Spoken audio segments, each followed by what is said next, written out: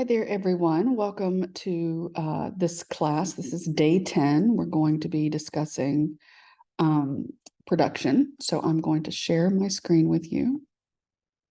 Okay, so day 10, production. This is part 1. There will be a part 2. So I want you to listen to part 1 and then go do the lab for that, which is lab 15, and then come back in and listen to part 2 and then go do the lab for part 2. Okay, so it's watch the video, learn how to do the different shots, go shoot them, come back in, watch the video, learn how to do the different types of shots, go shoot them, and then come back in. So we're going to talk about the different phases of production when it comes to producing projects like your video projects. We're going to learn about static shots, and then I'm going to turn you loose to go do lab 15. And then, like I said, you'll come back after you've shot those shots and do the second part of the class, which will be the second video. So I wanted to share with you a story for inspiration today. One of the things that I used to do when I was a reporter, that every time I was on a story, I would try to look for another story, right? So this particular story, the original story, was on the economic impact of the Bassmasters tournament coming to the Sabine River down in Texas when I was in Texas. And the story that I got when I was doing that story is how volunteers and Parks and Rec and a bunch of different people were having these cleanup days to clean up the river from the hurricanes and things like that had happened, that brought all kinds of trash in. This one actually won an award for best environmental story. So let's take a look at this particular one. The City of Orange is hosting the Bassmasters Elite Series Tournament, the Sabine River Challenge, in mid-March, which is expected to bring more than 700 visitors to the area. The city is in the process of demolishing buildings considered eyesores, and today groups are picking up debris along the river and surrounding areas. 12 News HD anchor Mary Sturgill explains how the city is hoping to reel in some visitors with an experience that will encourage them to return to the area long after the tournament. When the country's top anglers float into town, organizers and residents hope they like what they see. We don't want people seeing trash. You don't want them to think bad about the place. The desire to make a good first impression is one of the reasons Orange County Parks and Recs Department is giving some of their properties a facelift by tournament time. We're really doing our regular job with a little extra perk. We're going to be restriping the parking lot. And while the county does what they can, the organization Keep Orange County Beautiful has partnered with Airboat Rides Inc. of Orange to clean up the trash along the Sabine River. Sean Adams will be leading that cleanup. We're going to be working from Interstate 10 bridge at the Sabine River all the way down to the Orange Public Boat Ramp. Volunteers will be both on the boat and on land to pick up trash like this. Your refrigerators, used tires, trash bags, plastic bottles, beer cans. Some of it's naturally occurring from storms. A lot of it's just reckless people. But they want all of it to be gone before anglers try to reel in the biggest fish. The swamp is a place that filters the environment. It provides clean, oxygen-rich water for the fish and wildlife that live here. And it's cluttered with trash. It's not good. All that to make sure Orange catches the opportunity to reel in new visitors, so they just have to drop their line in the Sabine River again. So that story was intended for news. I did it for news. However, a story similar to that or like that could be a mini documentary. I could have expanded it to talk more in depth about the ecosystem and how cleaning the trash is so important for the ecosystem, that kind of thing. So I just wanted to show you that just for a little bit of inspiration. Okay, so let's talk about the different phases of production. So you have, write this down because I want you to take notes on this. You have pre-production, production, and post-production. You are in pre-production right now, and basically both of your videos, your PSA and your mini documentary. You're in the process of doing research, right? Finding all you can out about the topic that you're going to do the story on.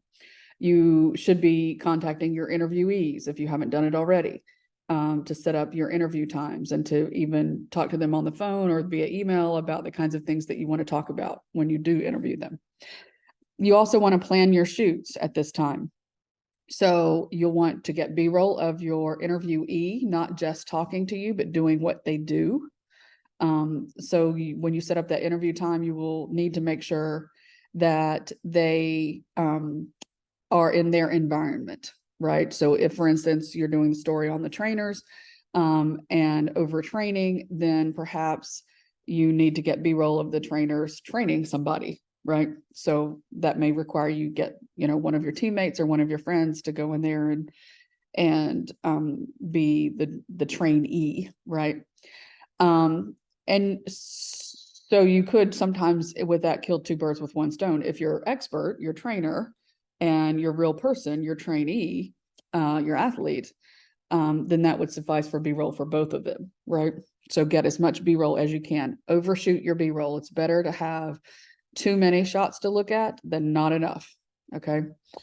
Do your interviews first so that you know the kinds of things that they're going to be talking about specifically, and then shoot your B-roll based on what they say in the interview, okay? So, but you're planning all of this out. Create a schedule for yourself. Look at the calendar when everything is due, when you're supposed to meet with me for your one-on-ones, and kind of work back. Okay, what day do I have to have the interviews done so that I can write the script in class? What day do I need to have the B-roll and everything shot for the rough cut? Okay, so work back and create a schedule for yourself and stick to that schedule. And then organize, if you haven't planned those interviews, and plenty of time to give you time to transcribe them and write the script and get everything done, and then shoot the B-roll. The more organized you are in this phase, and I cannot emphasize this enough, the more you are organized in this phase, the better off you're going to be in the following phases. The easier your shoots are going to go, and then the easier post-production or the editing is going to go, okay? If you are not organized in this phase, then you're going to cause yourself way more time in the editing phase on the back end, okay? All right, so pre-production, you're in pre-production now on both projects. Schedule those interviews if you have not, if you need them. For your PSA, you may not need one. Okay, so production is actually the getting of everything that you need for the story, right? So you shoot your interviews, you shoot your B-roll, you collect any photos. So for instance, if you're doing athletics or athletes overtraining, then you probably want to see if you can get the x-rays of the or the scans of the athlete who you're talking to, so that when you talk about their injury, then we can see their injury on the screen, okay? So that's something in pre-production that you should probably talk to them about and get them started getting, okay? So that you actually have it in your possession by the time production comes around. You might want to create any graphics during this time, but you can also do that in post, obviously. Basically, you just make sure that you're starting the process of collecting all of your visuals and you're getting everything that we're going to see in both pieces together, okay? And then post-production. So you may be doing some production and post-production at the same time, because oftentimes you'll get into post-production and realize, ooh, I forgot something. I've got to go reshoot it, or I need to go create this graphic, or whatever the case may be. So post-production is actual editing the piece. Open Premiere Pro, drop all the files in and create the piece. You choose the music, you add any branding elements like lower thirds. So for instance, if you're doing a PSA for the counseling center, then maybe you have a certain lower third and a certain type font you want for that lower third to go with the flyers and all the other branding elements that we're designing for them. And this is where you fine tune everything in before you export it to be critiqued by me during our meetings. And then you'll go back in, make any revisions that you need to make before you show them to the class. Okay. So pre-production, organizing, planning, researching, production, shooting the B-roll, shooting the interviews, getting everything that you need in order to go into post-production, which is where you actually edit the piece. Okay, so you begin with your interview, and 3 things are super important about the interview. And one is the location, just like in real estate, location, location, location. You want to shoot your interviewees in their environment, but you also want it to be aesthetically pleasing and not distracting, okay? So if their office is tiny and not very interesting, then maybe you move them somewhere else, right? That could be their office, or that is visually interesting or aesthetically pleasing, right? Now, if you shoot outside, a couple of things to be careful of is one, be cognizant of where the sun is. You don't want the sun behind your person, and I'm going to show you why in a minute. It backlights them, right? And then if they're facing the sun, they may be squinting and that kind of thing. So you may want to, for instance, be on the porch at the pack. They have that nice furniture out there now. You could kind of set that up and that would be great. Okay. The camera placement is super important, which we're going to talk about, and we've talked about a little bit before. And then of course the lighting, which is why you need to be cognizant of where the sun is if you're outside. Okay. Okay, so composition, follow the rule of thirds and make sure that your person's nose is pointing in screen, right? Make sure that there's nothing coming out of their head like a tree branch or a pole or anything like that. Do not shoot on flat walls. I don't want to see any flat walls where there's no interest behind them. If you shoot them in front of a wall, then pull them off of the wall, but I don't want to see anybody plastered up on a wall. Okay. And then do not put anybody in a corner to shoot them. So if you're in a small space and that's the only way that you can shoot, unless that corner is filled with stuff, I would say just don't do it. Pull them out, take them somewhere else to shoot that interview. Okay. So follow the rule of thirds, check the background, make sure there's nothing weird coming out of your person's head, no flat walls and no corners. So make sure that they have the appropriate lead room. And if you remember from the framing composition lab, lead room is we need to see where their nose is pointing. And this is what I'm talking about when I say their nose needs to be pointing in screen. So on the photos of my little cousin here, we can see that her nose is pointing out of screen right here on the first one. So that's a no. The middle is okay. It's an okay shot. It would be more interesting if this was depth of field, right? But the best shot for an interview shot is this shot where it's a little bit tighter in, her nose is pointing in screen, and it just makes for better composition. Okay, this one's okay, but this one is the best one. Now, if I shifted my camera around to the same position that it is here, then that might actually be even better, right? So I need to move my camera to make it even better. And the other thing is to keep in mind is headroom, right? We don't want too much headroom. See how small she looks here? Because I have all this headroom up here, right? And if someone is important enough for you to interview them, then you certainly don't want to make them look smaller, right? Because remember, your credibility relies on their credibility. And if visually you make them look smaller, then you're taking away their credibility, okay? And then obviously you don't want to cut off their head. So what you want to do is you want to be just at the top of their hair. I could have a little bit more space right there if we really needed to. This camera's looking down on her just a wee bit. I would probably change that camera angle just a hair. And then anywhere from a medium shot to kind of a shoulder shot right here would be fine for an interview shot, right?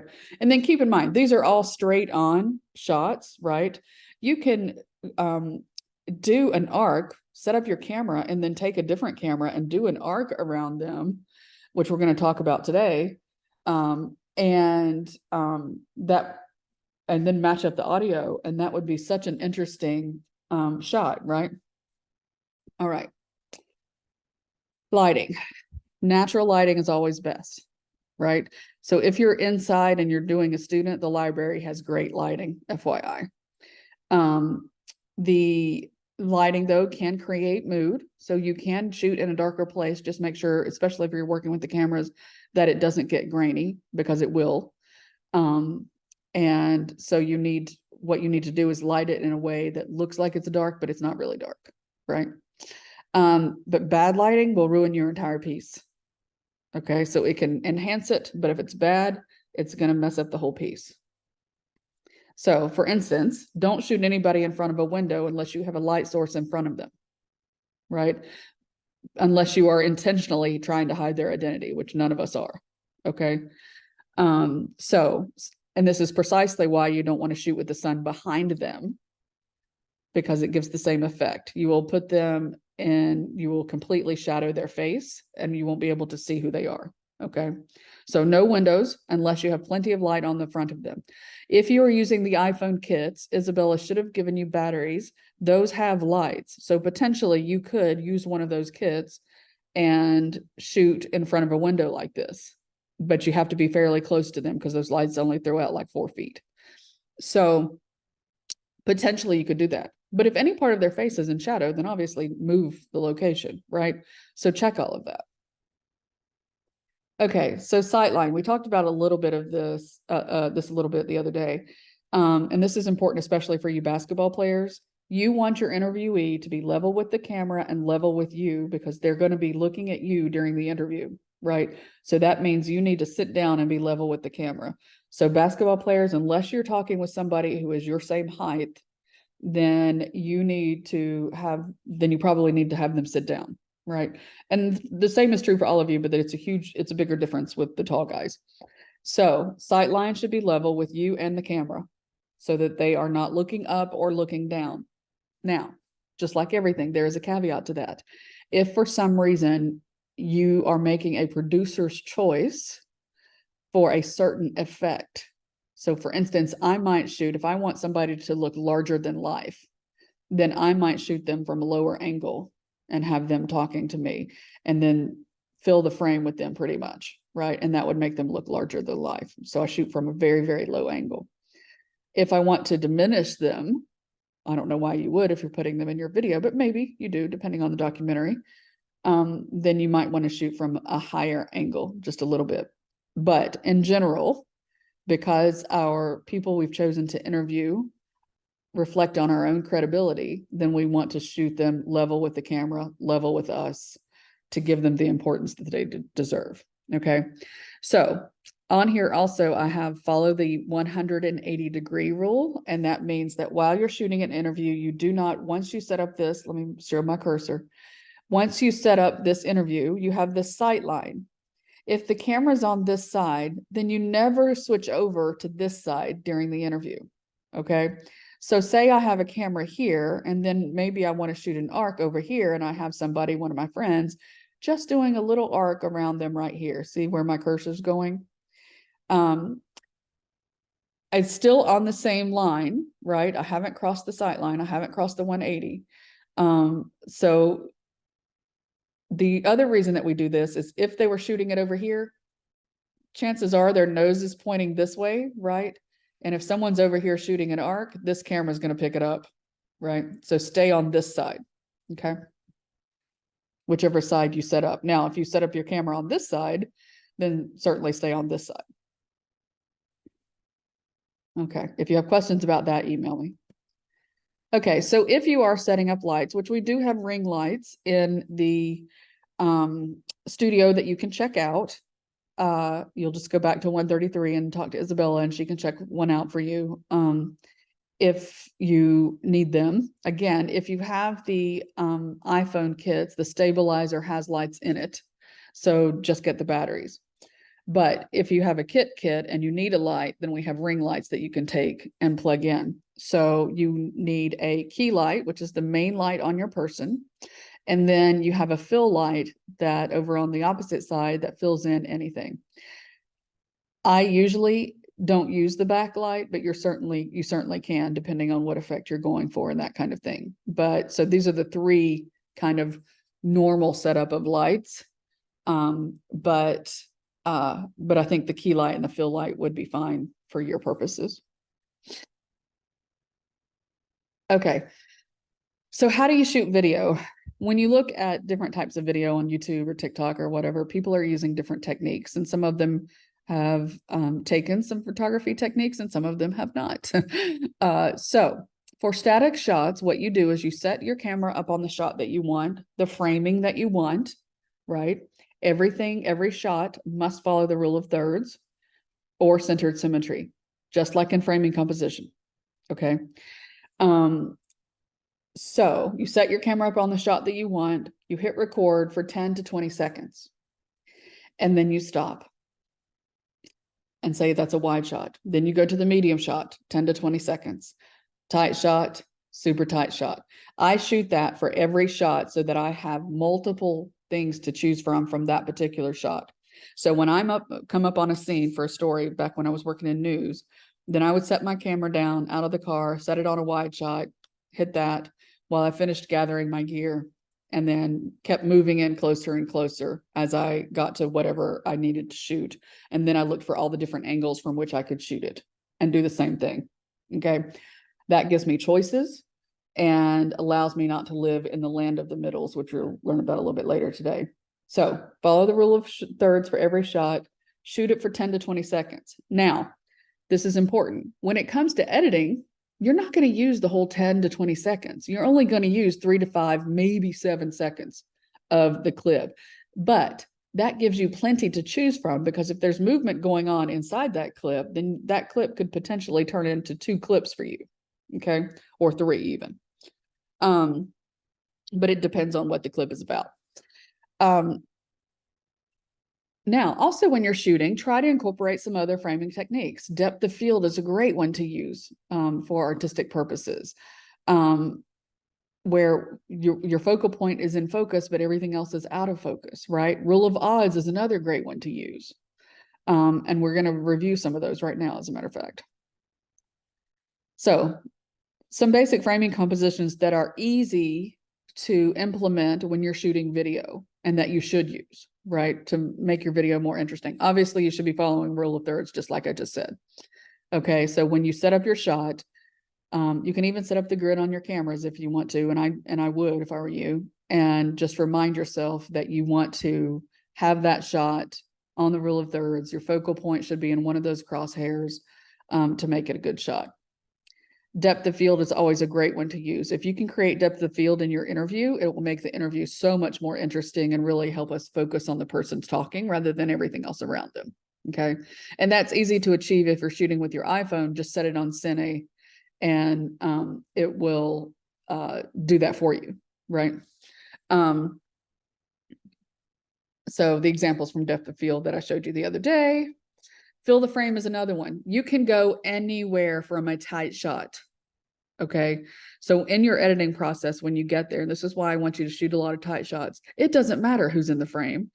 If you do a super tight shot, I can go anywhere from either one of these shots. My next shot can be anything I want it to be. Okay. And without creating a jump cut. Okay.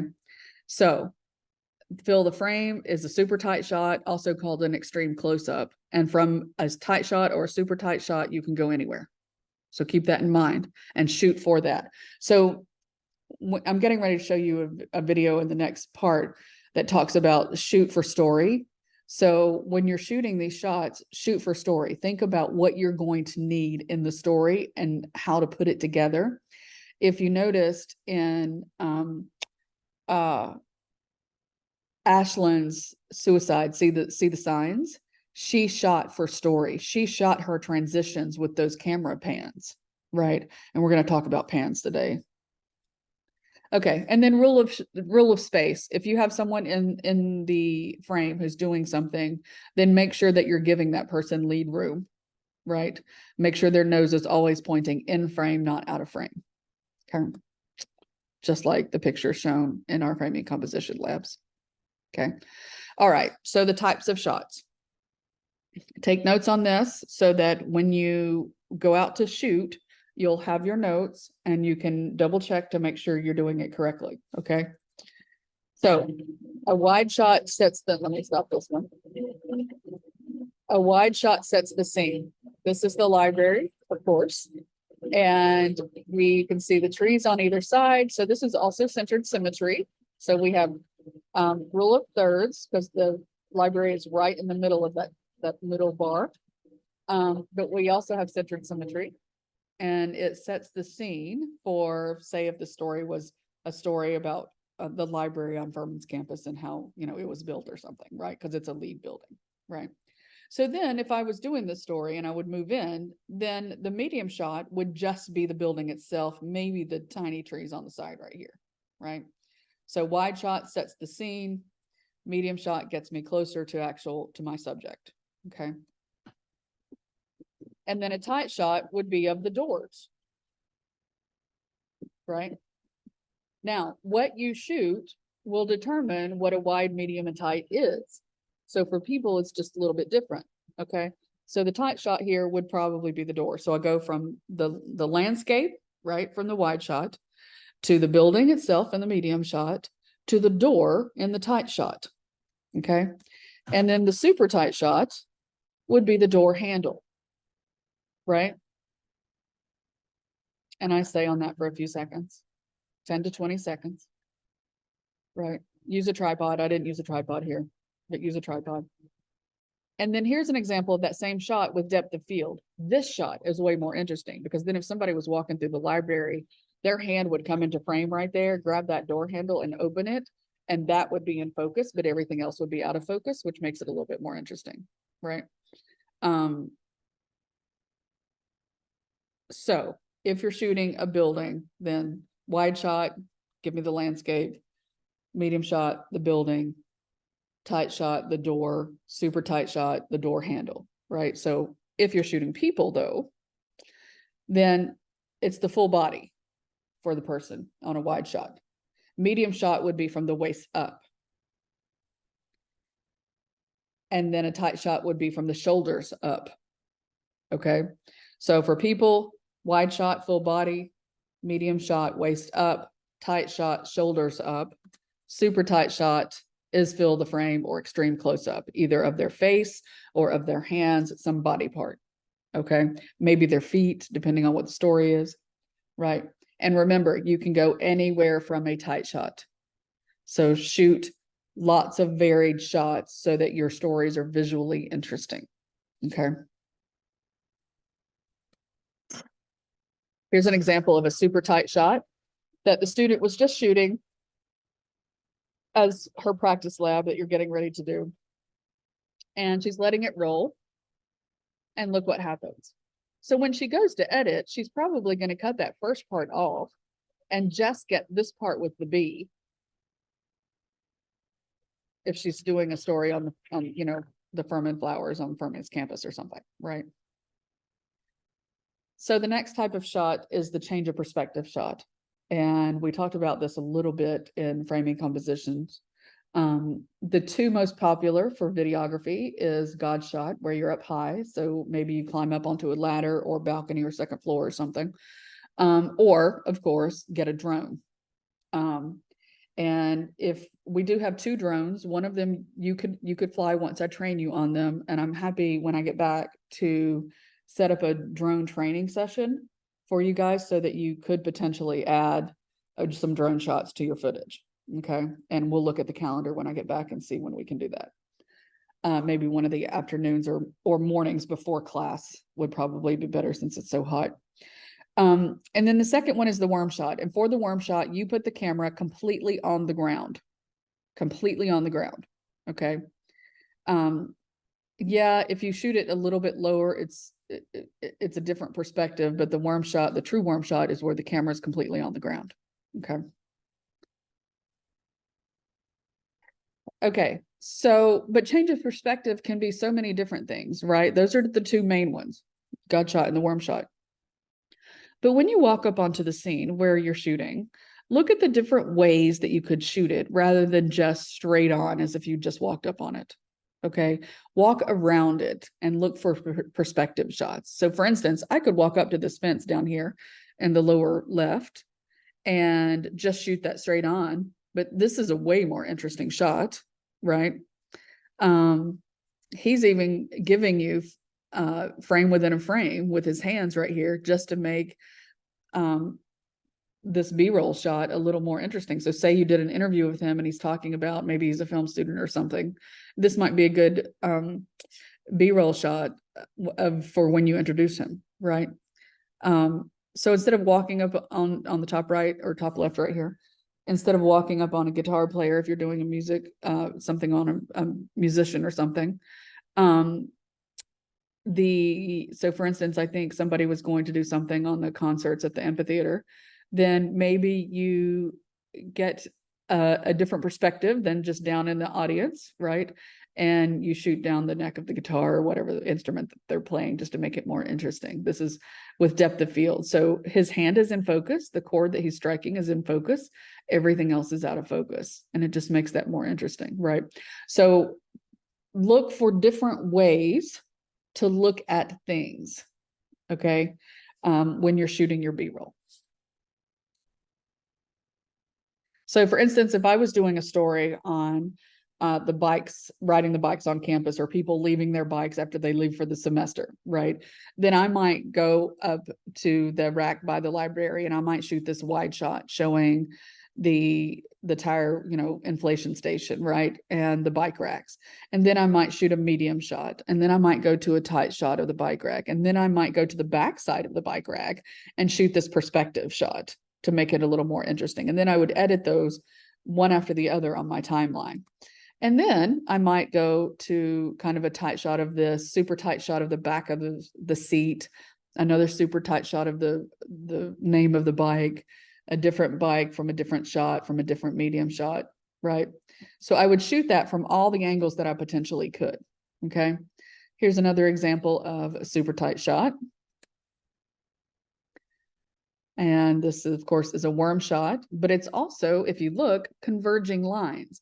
So the lines of this are going to cross. And then this skateboarder right here comes into focus about right in here. But he came around the corner right there and went right through this scene, literally kind of right down that third line, right? From the original video. And that is a worm shot. Okay.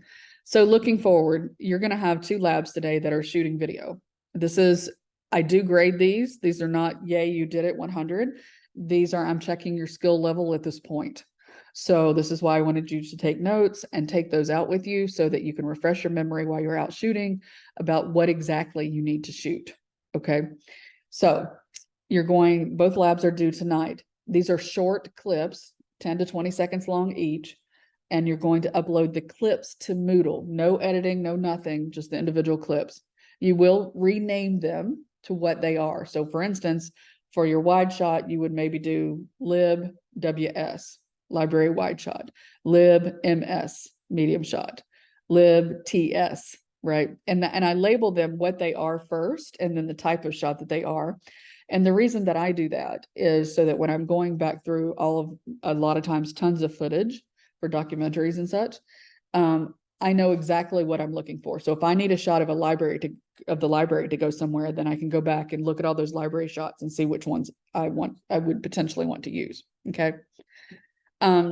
Your visual essays and your flyers, reminder, your PSA scripts are due Thursday, July 27th by 11:59 p.m.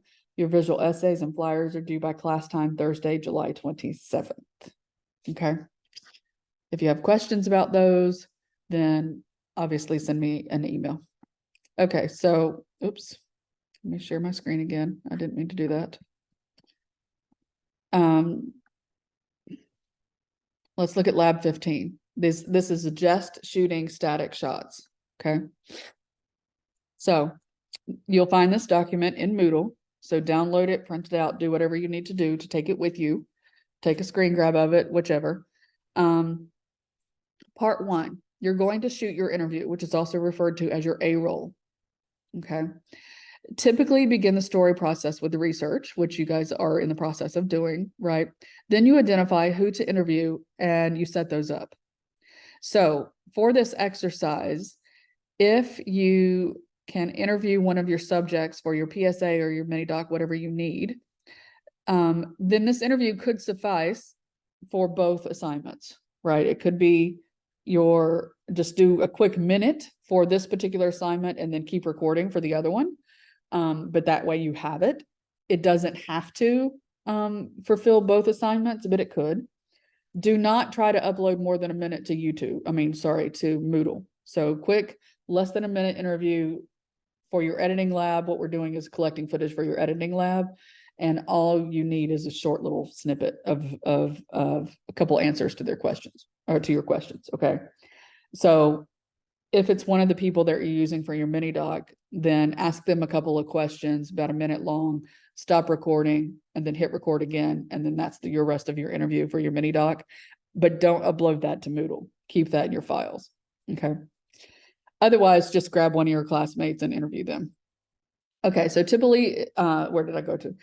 So for this practice lab, you'll interview someone in class or someone for one of your videos, if you can schedule them in time.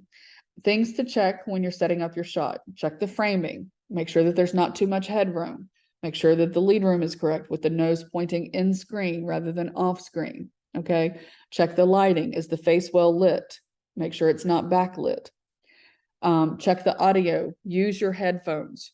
So if you have the iPhone kits, then use your Bluetooth headphones. If you have earphones, if you do not have, if you checked out the gear, then you probably either need to get a pair of plug-in headphones, or you can check out a pair from us. Okay.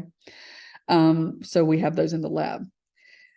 I begin every interview and I have them say their name and spell it. And that helps you spell it correctly for the lower third, but it also helps you do a mic check without saying, let's do a mic check. Okay. So you can have them do that, record it. And then you just continue recording there while you're finishing, getting in your spot and getting ready for the interview. And that will also help them be more relaxed. Okay. So for this exercise, only conduct a 1-minute interview for your partner. Again, if you're letting your interview suffice for this and your actual project, then just stop recording at a minute and then hit record again and keep recording for yourself. I don't want anything longer than a minute, because you can't upload it to YouTube or to Moodle. Okay. If you have questions about that, let me know.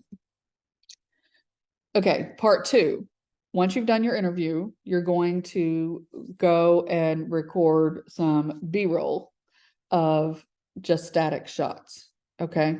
So you're going to give me an example of a wide shot and choose one subject, guys. Wide shot, medium shot, tight shot, and then a perspective shot. Go look at that subject from a different angle, and then a super tight shot. Okay. So you will be turning in 5 different clips that are anywhere from 10 to 20 seconds long. Okay. An interview that's 1 minute long, and then five clips. So a total of 6 clips for this particular lab. Okay.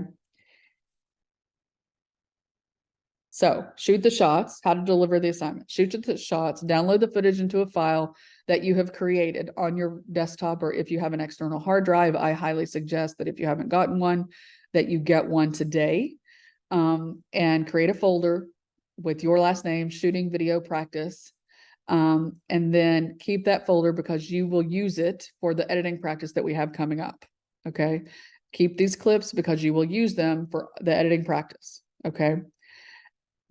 Here's the key for organization and pre-production. Rename each clip for the type of shot that it represents. Okay. I went over that just a little bit earlier.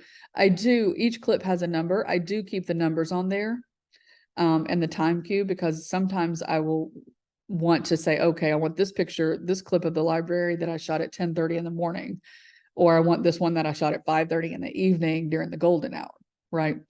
So make sure that you keep all of that, the number, but just take off like whatever the clip is called and call it lib, wide shot, lib, medium shot, etc. Okay. This allows me to know that I'm checking for understanding, that you understand that this is a wide shot, that this is a medium shot, and that kind of thing. So you have to rename each of these clips, or I won't grade the assignment. I will probably email you back and tell you to redo it and send them to me.